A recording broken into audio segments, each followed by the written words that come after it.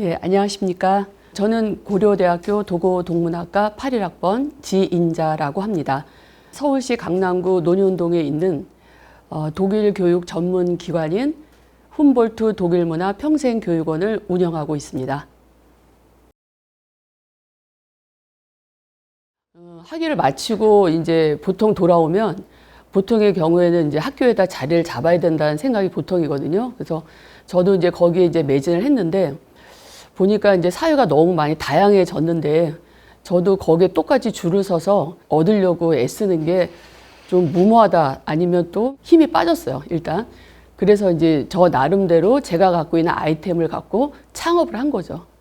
보통은 이제 대학에서 모든 게 교육이 이루어진다고 생각하거든요. 그래서 저는 이제 그게 감히 말할 수 있는 게 최초였던 것 같아요. 근데 그것도 이제 사람들은 이제 일반 어학원으로 또 이렇게 오해를 하는데 저는 이제 나름대로 대학은 아니지만 공신력을 갖추고 또 이제 좀 권위 있는 교육기관을 만들고 싶었어요. 그래서 그때 우연히 이제 나온 아이템이 평생교육원이었는데 그게 이제 그 나라에서 그때 이제 노무현 정권 때라고 제가 기억이 되는데 그 사교육과 공교육의 중간 단계로 어떤 교육 그 기관의 형태를 이렇게 만들었던 때였어요. 우연히.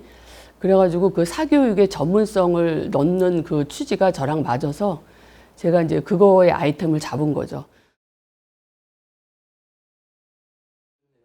많았죠. 왜냐하면 그 대학 이외에서 뭘 가리키는 거는 보통 사람들은 전문적이지 않다고 생각해요. 지금도. 그리고 학생들 중에서도 그렇게 잘 배우면서도 저한테 이런 질문해요. 선생님은 독일에서 공부를 하셨냐?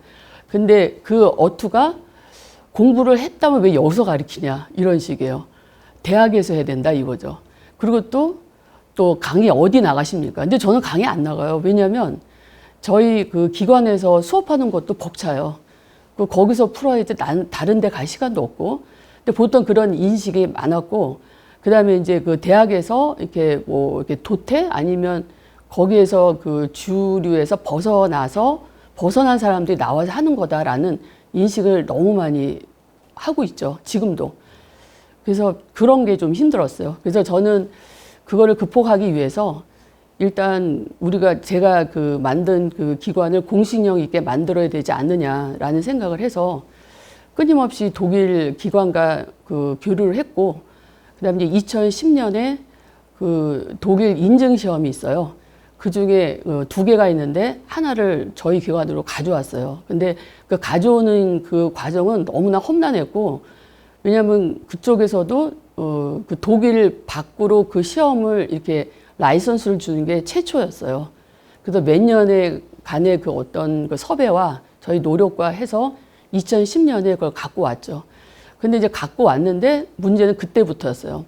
사람들이 인식을 못해요. 그리고 그 독일 교육기관이 그 독일 문화원이 또 있거든요. 그거는 누구나 다 아는 이제까지 몇십 년 동안 한마디로 이제 해먹은 이런 말을 했대나 그런 곳이죠. 그러니까 거기서 보는 시험 아니면은 인정을 안 해요. 대학 쫓아서도 몰라요. 그게 전 세계로 다 인정이 되는 시험인데.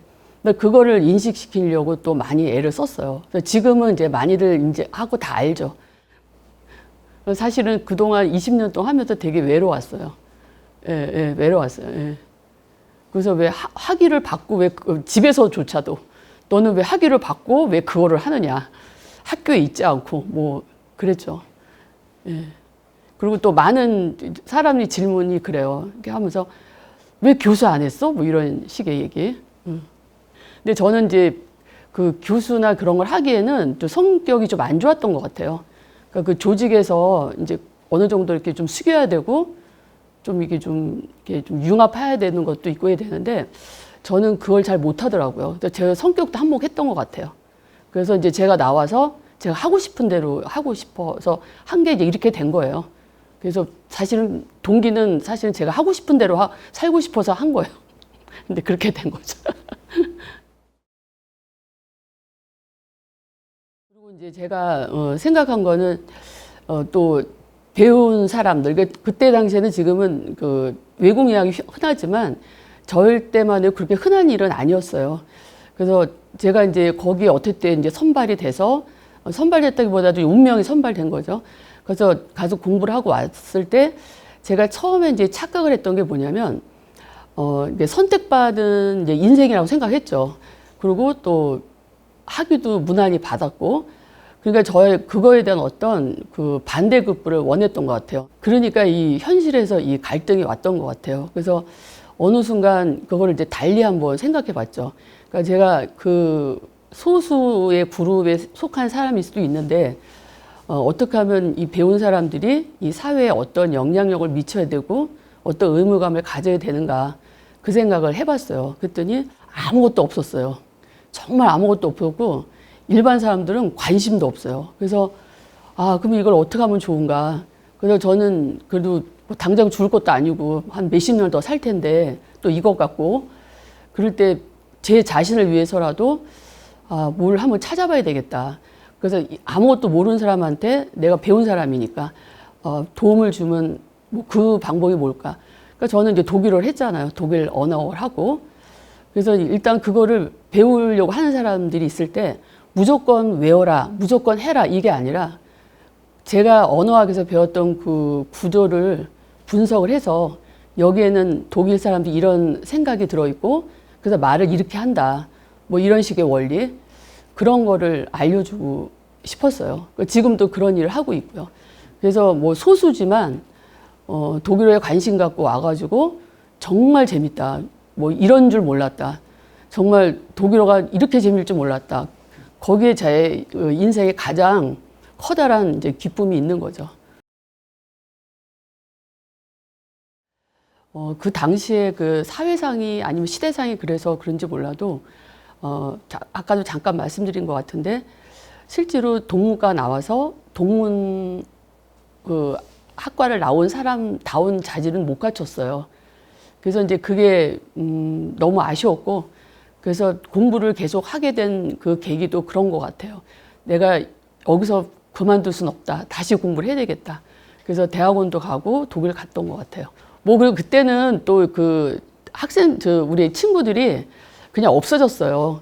그러니까 왜 구속당하고 막 이러니까 어떤 큰 사건이 있고 학교를 가면은 없어졌어요.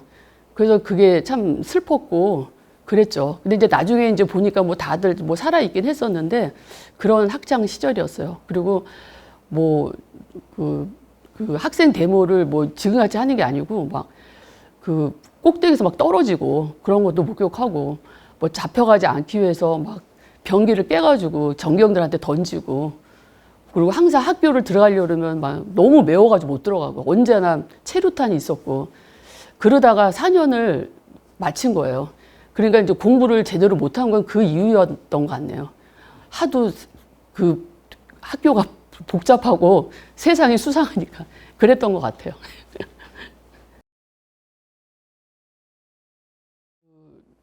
또 우연찮게도 저희가 이제 외국어 그 학과를 전공하게 됐고 지금 하는 후배들도 있고, 근데 그거는 커다란 그 축복이라고 생각해요. 그래서 뭐 그렇지 않은 사람들도 요즘은 뭐 많이 세계로 뻗어 나가는데, 우리 후배들은 정말 그 외국어의 어떤 능력을 갖춰서 그러니까 저희가 이제 세계 주목을 많이 받잖아요. 각 분야에 대해서.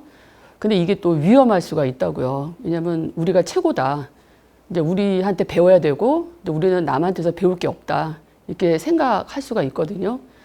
근데 저는 다르게 생각해요. 그러니까 저희가 이렇게 나라가 이제 올라왔을 때는 우리가 끊임없이 다른 나라에 가서 배웠고 거기서 좋은 거를 가져왔고, 근데 그런 노력은 끊어지지 않아야 된다고 생각해요.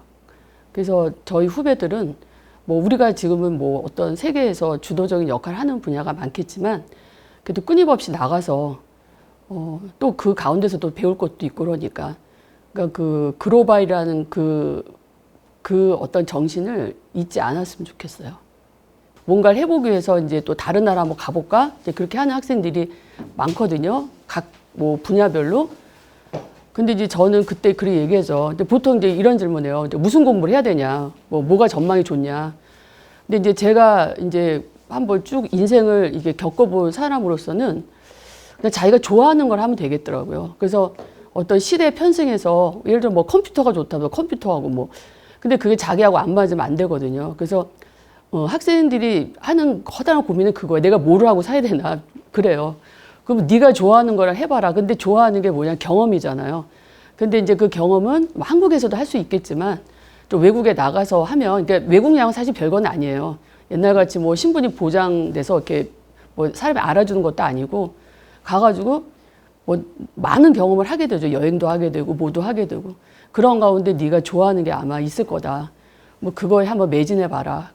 그러면 좋아하는 걸 하면은 열심히 하게 되어 있고, 열심히 하게 되면은 누구보다도 앞서게 되고, 그 앞서게 되면 실력을 갖추게 되고, 그걸 제공하게 되면 돈이라는 것도 벌게 된다. 그건 뭐 그런 얘기를 많이 하죠. 그래서 뭐 당부하는 거는 학생들한테 그냥 많은 경험을 해보라고. 그리고 또 이렇게 연락이 올 때도 뭐 기회 있을 때마다 여행을 많이 해라. 여기저기 뭐 저는 그런 게 참 좋았던 것 같거든요. 예. 이혼을 해야 된다, 저혼을 해야 된다, 이제 그런 말이 많은데, 그래도 아직까지는 전 세계에서 보면 그 독일은 그래도 위상이 높은 나라이기 때문에, 제가 볼 때는 그 독일어에 대한 어떤 매력과 어떤 가치는 잃지 않는다고 생각합니다. 그래서 저 후배들도, 그 동문학과를 들어온 이상 그 언어에 대한 어떤 실력을 갖춰서 그다음에 그걸 가지고 또 독일은 아직도 이렇게 저희가 배울 곳이 많은 나라이기 때문에 각 분야로 뻗어 나가서 좋은 것을 취합하고 그걸 또 우리 거로 만들었으면 하는 그런 바람이 있습니다.